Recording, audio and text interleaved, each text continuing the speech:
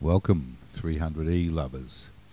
This little shows about the idle control valve on your Mercedes 300E, and it's just a little maintenance thing, and we'll describe how we pull the valve out and give it a little wash.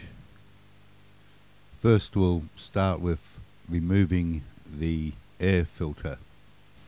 There's only 3 10mm screws that hold it, one at the front there, one at the back here, and one over on the side, just under the filter, just down there. And you don't have to undo that one all the way, you can just loosen it off. And then we pull out the little vacuum hose here, and we get a pair of pliers and undo the clip, spring it back off the breather hose at the top, get your 10mm socket and undo the bolt at the front and the one at the rear, and just get a spanner and take off the breather, loosen up the one on the right and just lift it off. There it goes. And that's your filter is now off. Easy, isn't it?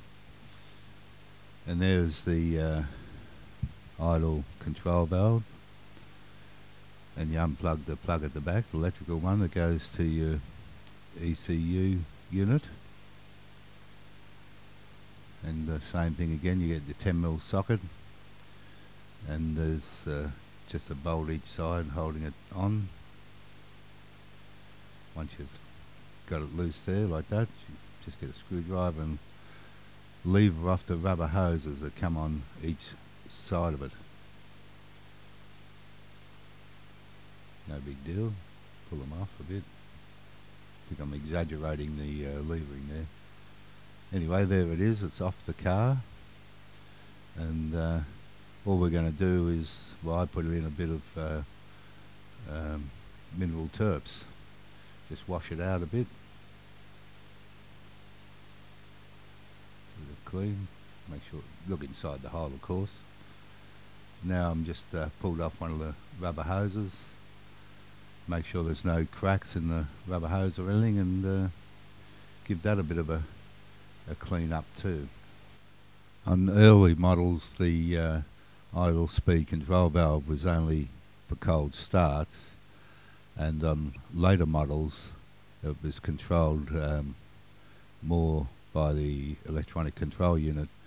It was rotary and would adjust the idle to suit the car.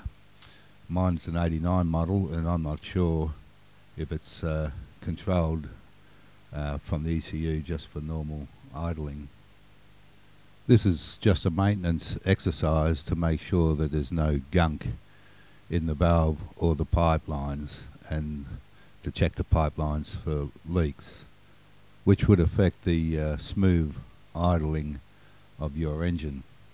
As you can see, it's a simple operation, and all you have to do is the reversal to put it back in the car again. Take it for a test drive.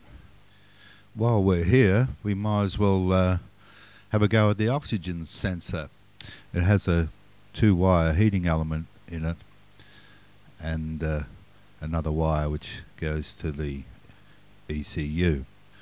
This is very important because it adjusts your fuel mixture for your engine. So if you're burning a lot of fuel and everything, your oxygen sensor might be gunked up or need replacing even.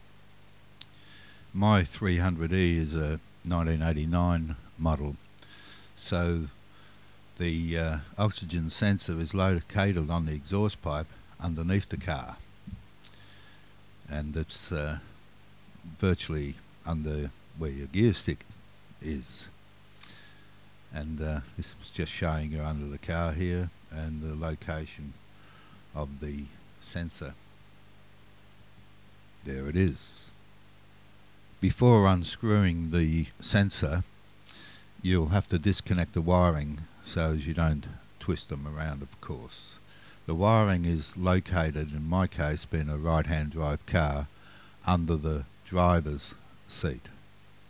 All you do is lift up the front matting, and there it is. There's a plastic box under there, the cover, and undo the cover and disconnect the wiring and feed it back underneath the car.